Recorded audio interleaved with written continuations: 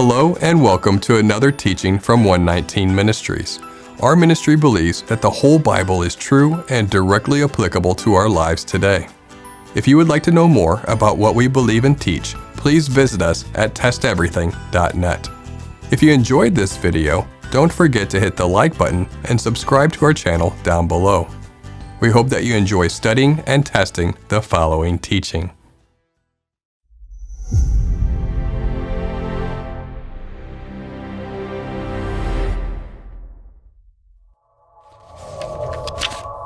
Purim is a biblical holiday celebrating the deliverance of the Jewish people within the ancient Medo-Persian Empire. The book of Esther records this event, and that's where we find the institution of Purim. What does this holiday teach us? Should believers in Yeshua celebrate Purim? What are some of the common traditions associated with Purim? This teaching will answer these questions and more. First, we should mention that Purim is technically not a moed, that is, one of Yahweh's appointed times. The Moedim are found in the Torah. For instance, Leviticus 23 provides a list of Yahweh's appointed times.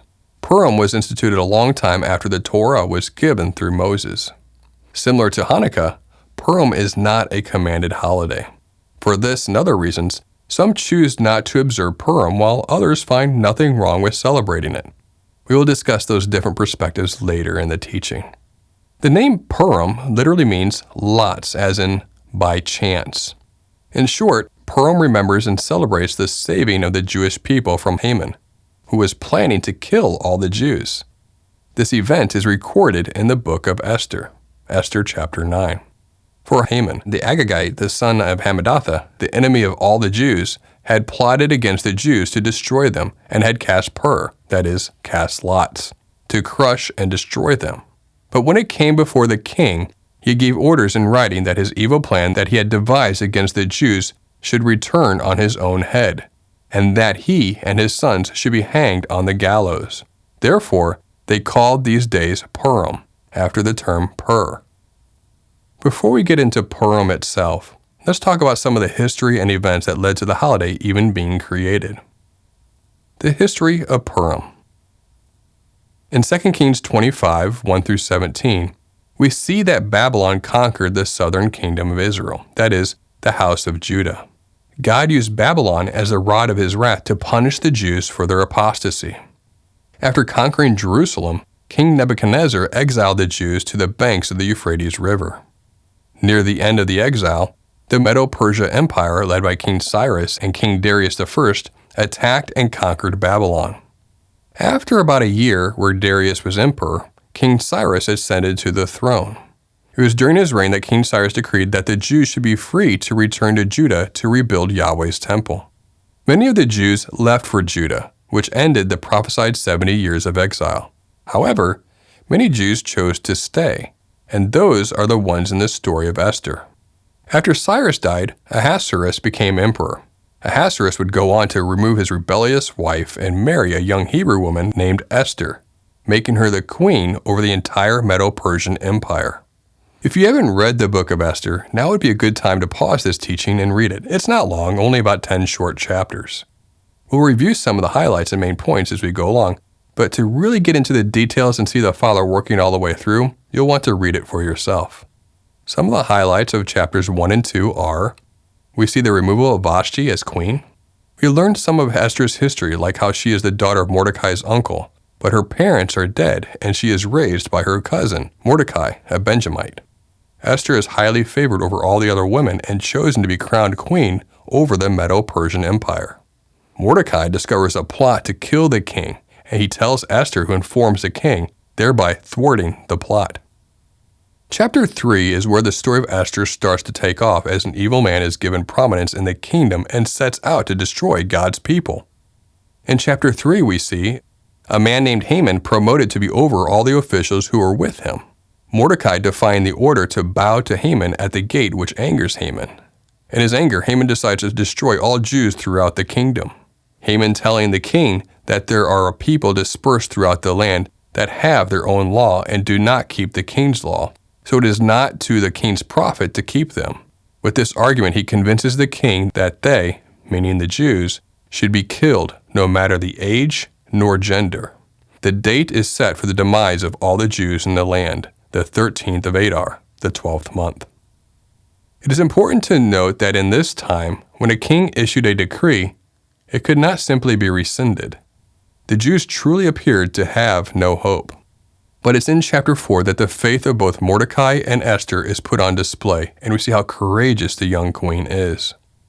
After Mordecai hears of Haman's vow to kill all the Jews from chapter 3, he reports these plans to Esther and commands her to go to the king to beg and plead on behalf of her people.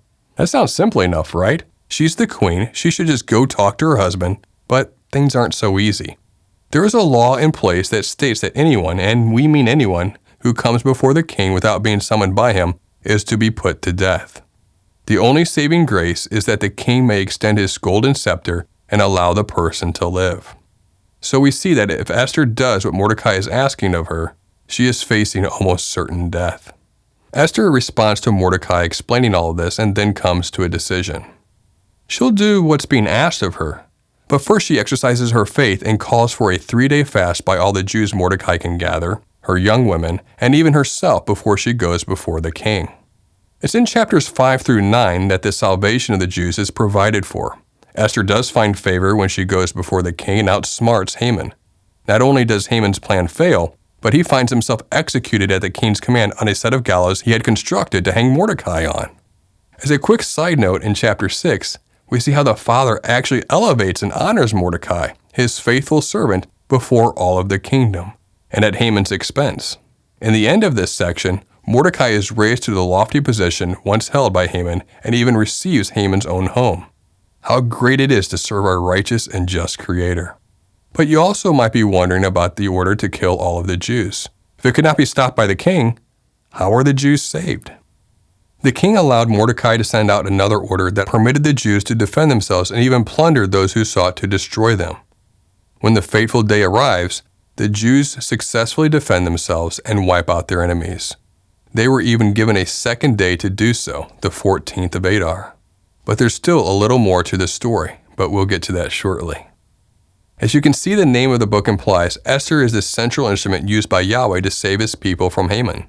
Not once, but twice, Esther risks her life by going before the king.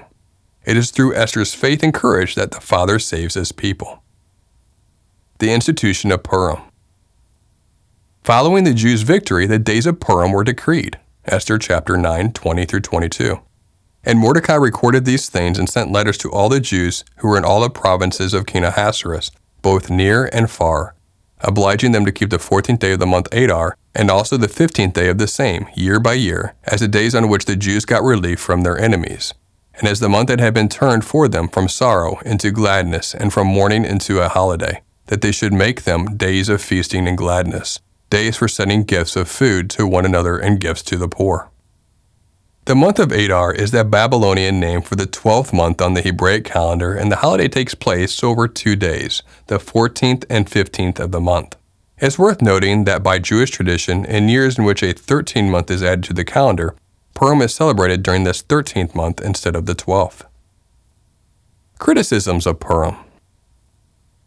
On occasion, some challenge the idea of celebrating Purim. The two main challenges are, number 1, it's not a feast appointed by Yahweh, and number 2, Yahweh is not mentioned in Esther. To state that Purim is not a feast of Yahweh is a valid point. The appointed times of Yahweh are called Moedim, or the appointed times. However, that is where the validity of the criticism stops. Nothing in the Torah states that men cannot celebrate certain events such as a military victory or obtaining freedom over oppression. In fact, it appears our Messiah may have observed Hanukkah, another man-made festival. However, to be fair, it's hard to say for certain whether or not he was celebrating the holiday or if the notation in Scripture was simply to provide a timeline for the events that were to follow. However, since it is not a time appointed by the Father to be remembered, no one should be trying to force anyone to celebrate it, nor condemn them for not. While there are many who do not celebrate this festival, many do celebrate it. Celebrating Purim violates no established commandment in the Torah. We cannot rebuke nor correct others one way or the other in regard to keeping it. Keeping Purim does not make a person more or less set apart. What makes us set apart is the keeping of the set apart commandments. Nothing more and nothing less. Purim is simply a celebration based on an amazing biblical and historical event. The other criticism is the book of Esther itself. Maybe you noticed or maybe you didn't, but Yahweh is not mentioned anywhere in the book of Esther. Some take issue with that and question the validity of Esther. However, we have substantial historical evidence that the book of Esther was treated as valid even during the time of Yeshua. We have no evidence that the book of Esther is not credible. In fact, Josephus, a first-century Jewish historian, references the threefold canon of his day in his Against Apion, which undoubtedly included Esther because he explicitly mentions the reign of Artaxerxes, or Ahasuerus. Josephus's canon certainly goes back to a much earlier time. Yahweh's grace and sovereignty is clearly implied throughout the book of Esther from the moment a young Hebrew woman is chosen to be the bride of the king through the salvation of the Jews and elevation of Mordecai. The Father grants favor to Esther and Mordecai again and again as they put their lives on the line to save their people and to honor their God. Traditions of Purim.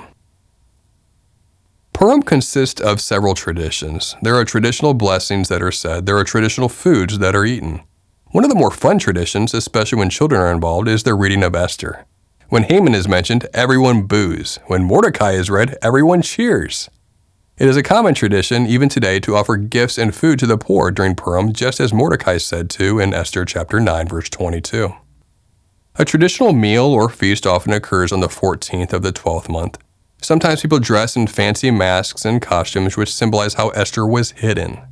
We do have some concerns with this tradition. For example, attempts to make costumes resemble common practices of Halloween rather than typical masks or dressing as biblical characters found in the book of Esther should perhaps be understood as a questionable practice. If you employ this tradition, consider giving it some thought as to what is being done and why. The stated intent of this day is to remember the biblical events found in Esther. Thus, it is reasonable for any traditions associated with this day to mirror that remembrance rather than any other secular holiday.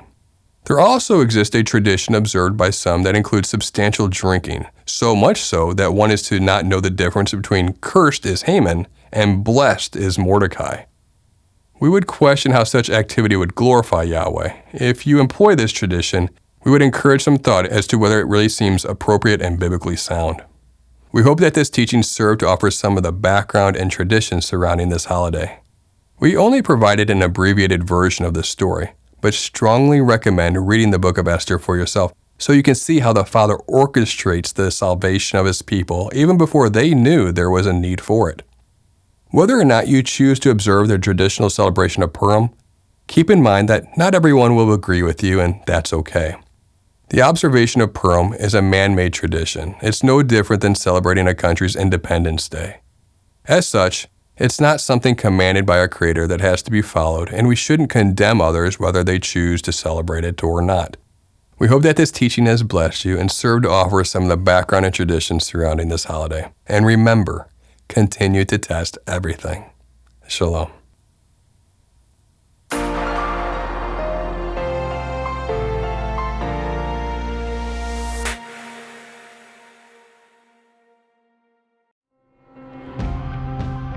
It is because of you, our generous supporters, who make it possible to offer these high-quality teachings completely free of charge.